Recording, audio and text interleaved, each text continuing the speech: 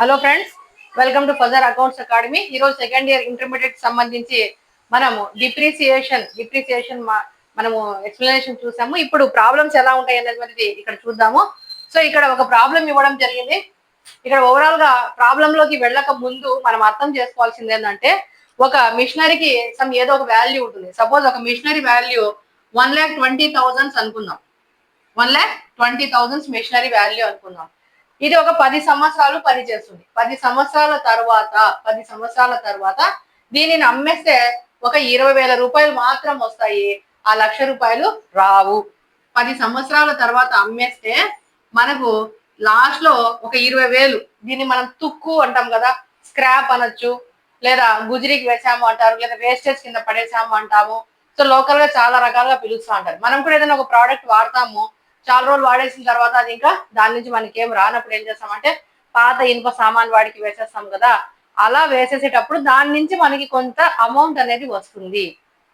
Suppose ఒక బీరువా ఉంది, వాడాము, బాగా తుప్పు పట్టిపోయింది, ఇంకా పనికి రాదు, పెట్టుకోవడానికి ఏం లేదు.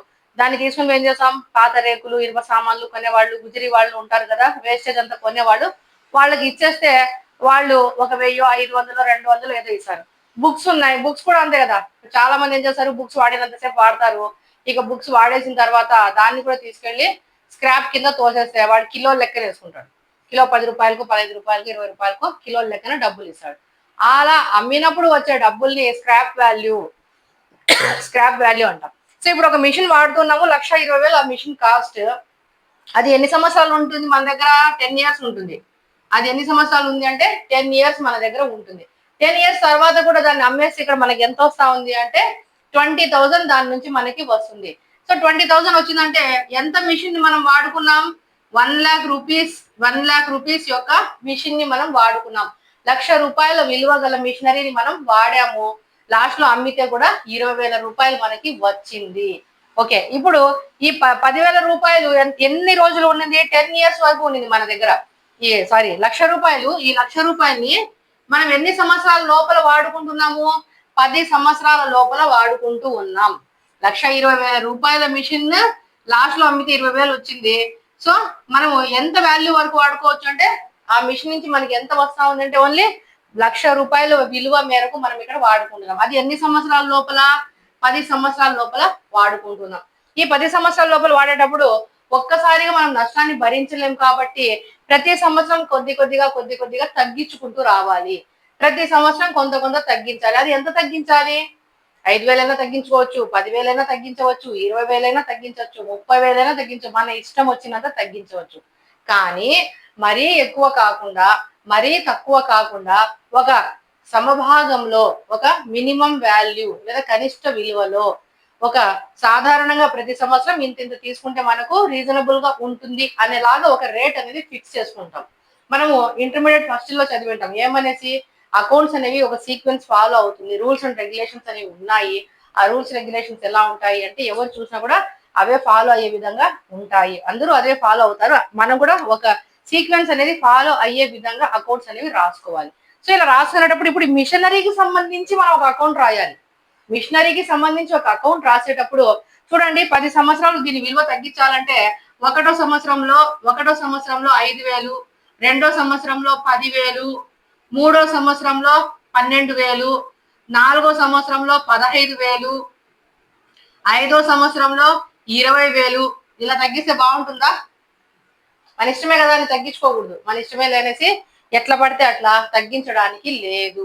సో అట్లీస్ట్ చేసుకున్న ప్రతి సంవత్సరం 5,000 చొప్పున తగ్గించుకోవచ్చు, ఇబ్బంది లేదు. ప్రతి సంవత్సరం 5,000 తగ్గిస్తా వస్తే 5,000 తగ్గించుకుంటా వస్తే 10 ఇయర్స్ కి ఎంత అవుతుంది? 10 సంవత్సరాలు ఇంటూ 5,000 చొప్పున తగ్గిస్తే 50,000 తగ్గించాం, అంతే కదా. అంతే. ఎంత అవుతుంది? ప్రతి సంవత్సరం 5,000 చొప్పున తగ్గించుకుంటా వస్తే ప్రతి సంవత్సరం 5,000తో 10 సంవత్సరాలకి ఎంత అవుతుంది? 15,50,000 రూపాయలు మాత్రం మనం తగ్గించినట్లు అవుతుంది. అలా కాకుండా సపోజ్ ప్రతి సంవత్సరం 10,000 తగ్గించాం అనుకోండి. అలా కాకుండా ప్రతి సంవత్సరం చూడండి, ప్రతి సంవత్సరం 10,000 తగ్గించాం. ఒకటో సంవత్సరం నుంచి 10వ సంవత్సరం వరకు 10,000 తగ్గించుకుంటా వచ్చామనుకోండి. అప్పుడు కరెక్ట్ గా 10 సంవత్సరాలకి ఎంత అవుతుంది? 1,00,000 రూపాయలు సరిపోతుంది. 1,00,000 రూపాయలు సరిపోతుంది.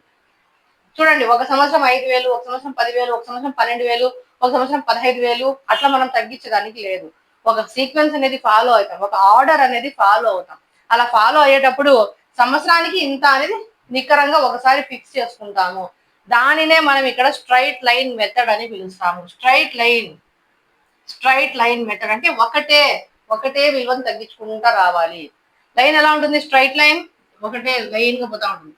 ఆ విధంగా ఈ 10,000 చూడండి, ఇక్కడ 10 10 10 10 10 10 10 10 10 అట్లా 10,000 తగ్గించుకుంటా పోతాను. దాన్నే మనం ఇక్కడ స్ట్రైట్ లైన్ అని అంటాం. సో ఇప్పుడు సంవత్సరానికి ఎంత తగ్గించవచ్చు? ₹1,00,000 సంబంధించి 10,000 రూపాయల చొప్పున 10 సంవత్సరాలు తగ్గించేస్తే ₹1,00,000 మిషన్ ని మనం 10 సంవత్సరాల చొప్పున తరుగుదల కింద 10,000తో ₹1,00,000 తగ్గించేస్తాము. సో లాస్ట్ కి వచ్చేటప్పటికి మిషనరీ వాల్యూ ఎంత ఉంటుంది? 20,000. అది స్క్రాప్ వాల్యూ అని మనం చెప్పచ్చు. దీన్నే మనము ఫార్ములాస్ లో చూద్దాము. కష్టమైనది ఏం కాదు, చాలా ఈజీ ప్రాబ్లం. ఏది డిప్రిసియేషన్ అంత అనుకున్నంత కష్టం కాదు. కాకపోతే క్యాల్కులేషన్స్ బాగా రావాలి. ఎక్కువ క్యాల్కులేషన్స్ ఏమంటే పర్సంటేజ్ అనేది ఎలా లెక్క కట్టాలి అనేది తెలుసుకోండి. 10,000 రూపాయల మీద 2% అంటే 10,000 ఇంటూ 2/100. 10,000 ఇంటూ 2/100. చూడండి, ఇక్కడ 2 zeros, ఇక్కడ 2 zeros క్యాన్సిల్ అయితే ఇక్కడ 100 మిగిలింది. 100 ఇంటూ 2 200.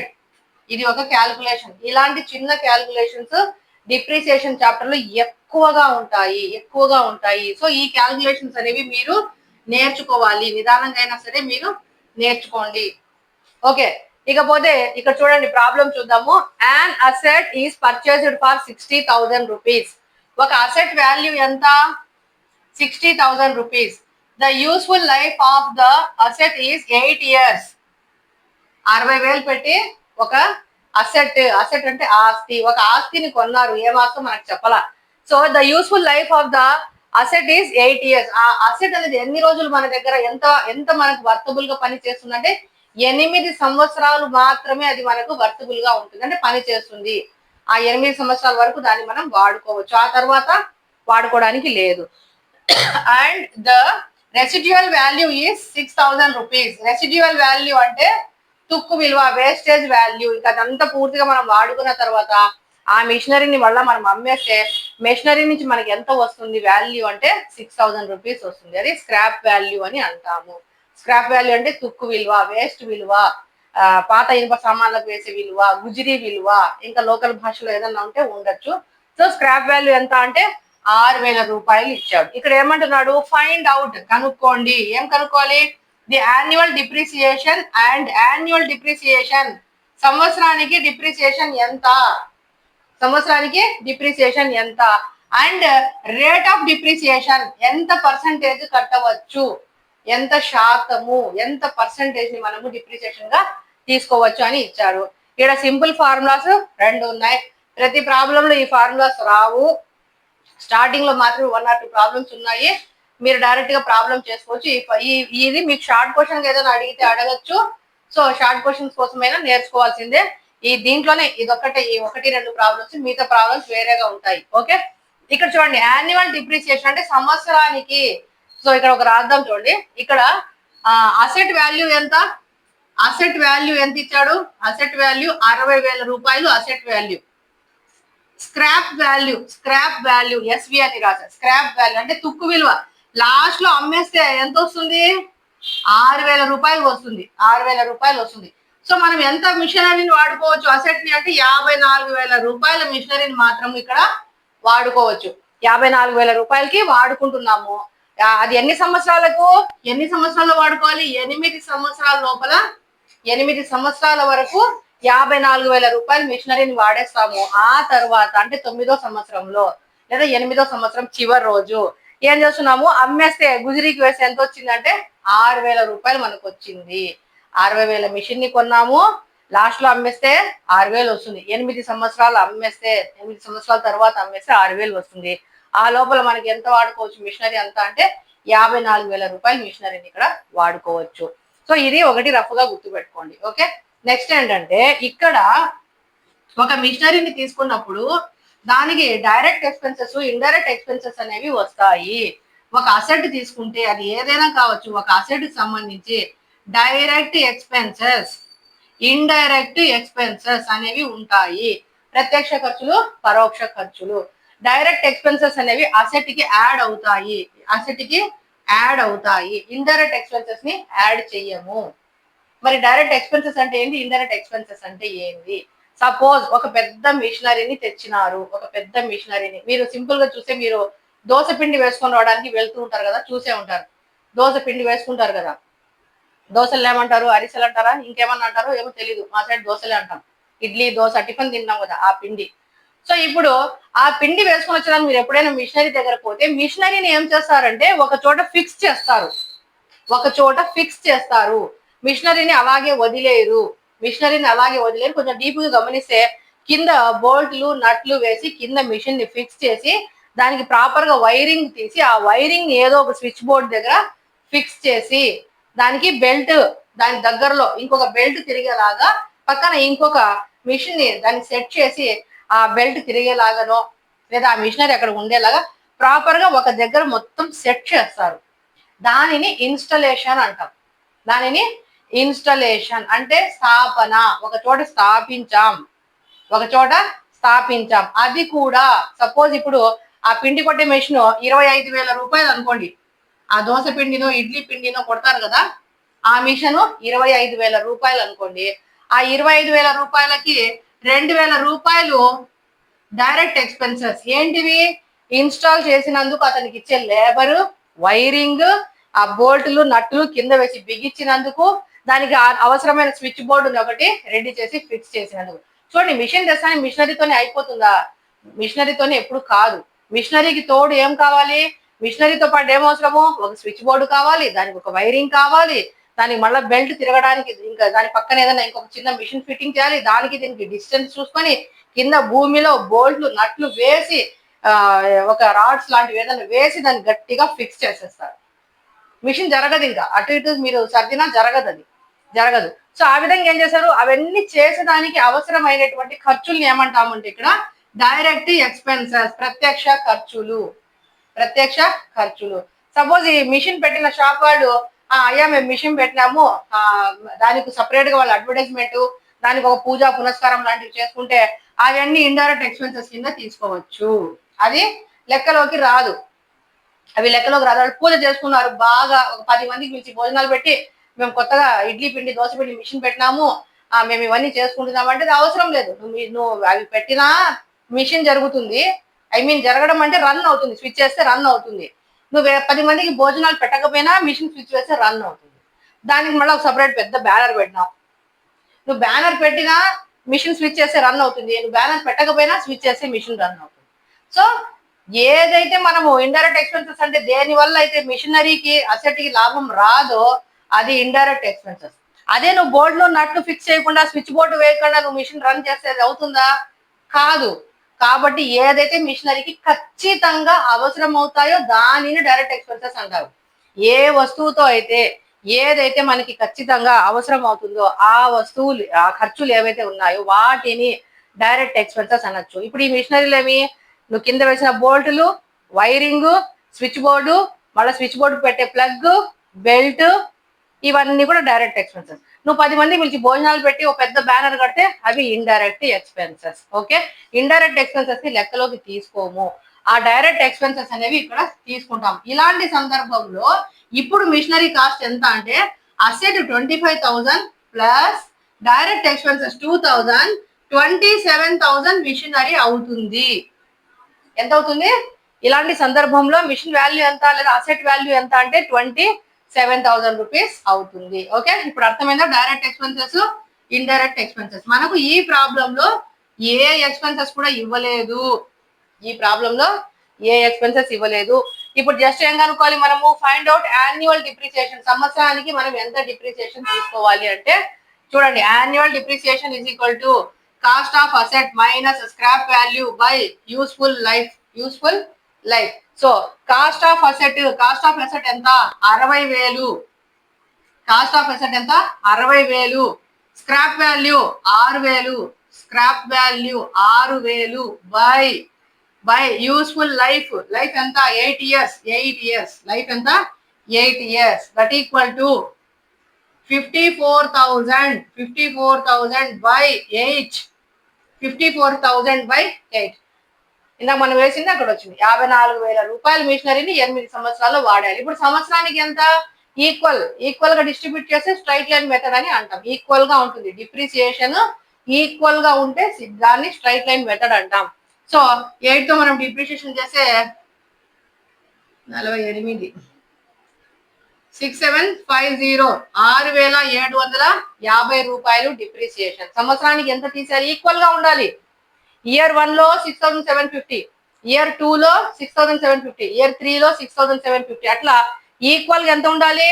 8 ఇయర్స్ కూడా ఒకటే డిప్రిసియేషన్ 6,750 అట్లా 8 ఇయర్స్ మనము డిప్రిసియేషన్ చేసుకుంటా వస్తాము. డిప్రిసియేషన్ చేసుకుంటా ఎంతకు వస్తుంది వాల్యూ? 54,000 వరకు వస్తుంది. ఆ 54,000 కి ఆ రిమైనింగ్ 6,000 ఏంటి? స్క్రాప్ వాల్యూ అనేది మనకి వస్తుంది. మిషన్ జీవిత కాలాన్ని ఎంత వాడుకున్నాం? 54,000 రూపాయల వరకు మనం వాడుకోవచ్చు. ఆ మిగిలింది వాడుకోలేము, దాన్ని ఎత్తి గుజరికి వేస్తే మళ్ళీ అది అమ్మినప్పుడు కూడా మనకి కొంత డబ్బులు ఇచ్చేసి మిషనరీ వెళ్ళిపోతుంది, లేదా అసెట్ వెళ్ళిపోతుంది. ఓకే, ఇప్పుడు ఇదేంటిది? Annual depreciation. సంవత్సరానికి అంటే 1 ఇయర్ అనుకోండి, 1 ఇయర్ కు డిప్రిసియేషన్ ఎంత? 6,750 రూపాయలు. 6,750 రూపాయలు. దీన్నే పర్సంటేజ్ రూపంలో చెప్పాలి. ఇప్పుడు 60,000 రూపాయలకి ఇయర్ 1 ఎంత? 6,750, 2 లో 6,750, ఇట్లా కంటిన్యూస్ గా 8 ఇయర్స్ వరకు 6,750 రూపాయలు తీసేస్తాం. ఓకే, బాగుంది.